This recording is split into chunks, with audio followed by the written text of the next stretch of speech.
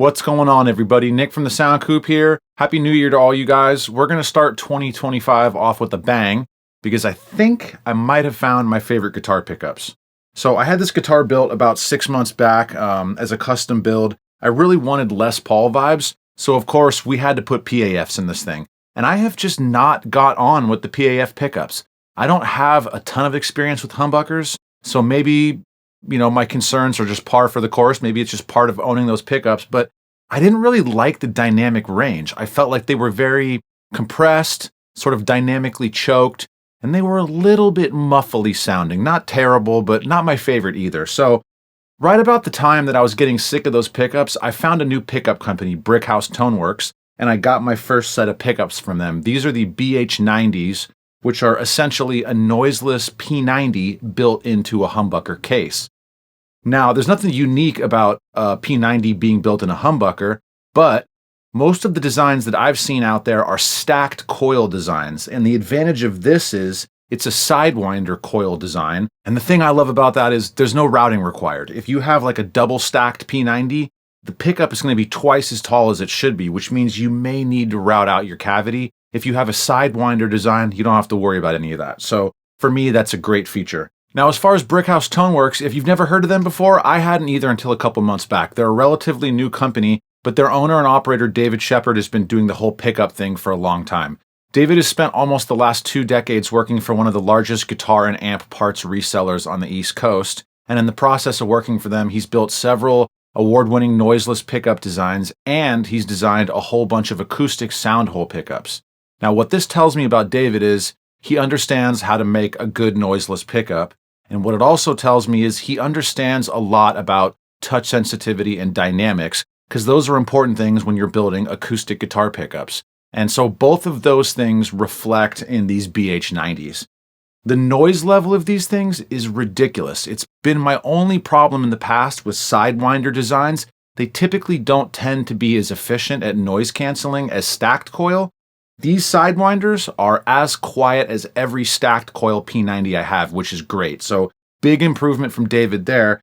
And I think their touch sensitivity absolutely outperforms the humbuckers that I had in here before. Now, my 2 goals for this video is to give you guys some nice sound examples of the pickups, but I also want to show you the noise of these pickups, and I want to compare them to a set of stacked coil noiseless P90s, and I also want to compare them to the humbuckers that were in here before these.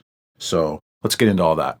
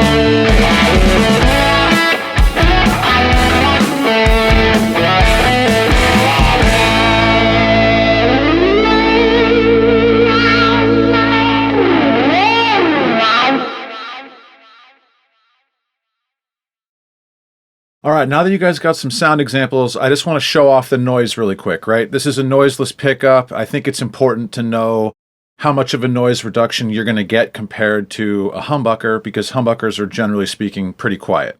So I think everything is on par here, but I'm just going to show this off anyway. And I think the first thing we're going to do is we're actually going to compare this to a stock Gibson P90 that came out of my Murphy Lab Junior. So this is not a noiseless P90. This thing is as noisy as a typical P90 would be. So my environment is not really, really noisy, but it's also not like industrial level quiet. I'm in a typical home environment. So let's listen to this Gibson P90 first. This is going to be really bad, and then we'll listen to all the other ones afterward. Here we go. Yeah, that's pretty obnoxious. So That's the normal P90. Let's listen to the Fralin PAF, the modern PAF that I had in there before I put in the BH90. Really not too bad. Let's listen to the BH90. Pretty on par with the PAF. You know, the frequency is sort of centered in a different area in terms of where the noise is, but let's listen to a Fralin noiseless P90. This is a stacked. So let's do a fast little compare again. PAF, BH90, Fralin noiseless P90. I mean, they're all pretty similar. Like I said, the kind of tonality of them is focused in a different area, but these are all relatively quiet compared to, and once again, the stock Gibson P90. It's really bad. Now, just for one more quick thing, like sometimes people don't really know, what to expect in terms of what this actually means. You're listening to it. How loud does this really get in like a recording scenario? So if you look at all 4 of these tracks here, you can't really see any signal, right? So the noise is not prevalent in any of these. But if we just turn each of these tracks up 36 dB, you can see how much noise comparatively each one of them has.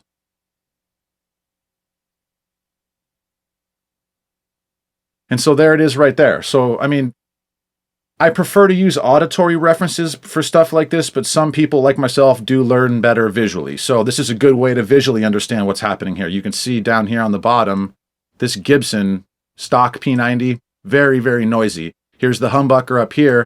The noise level actually looks a little bit louder than these other 2 tracks. But what I would say is the Fralin, to me, is as loud as the BH90. The difference is the BH90 has like more low-end noise, where the Fralin seems to have all of its noise sort of focused in the high range. And that might not seem, like it's a big deal or whatever, but the way I look at it is the high range is sort of what's gonna not get masked during recording. So the high range is often the place where you're gonna hear the noise cutting through anyway. So if there's not noise in the low end, that'll usually get masked by the guitar, but noise in the high end won't get masked. So when I listen to all 3 of these tracks just through a set of headphones, the noise sounds relatively similar to me, and I think for all intents and purposes, based on what we're seeing here, this all looks relatively in line. So A+ job as far as noise on the BH90, really good work.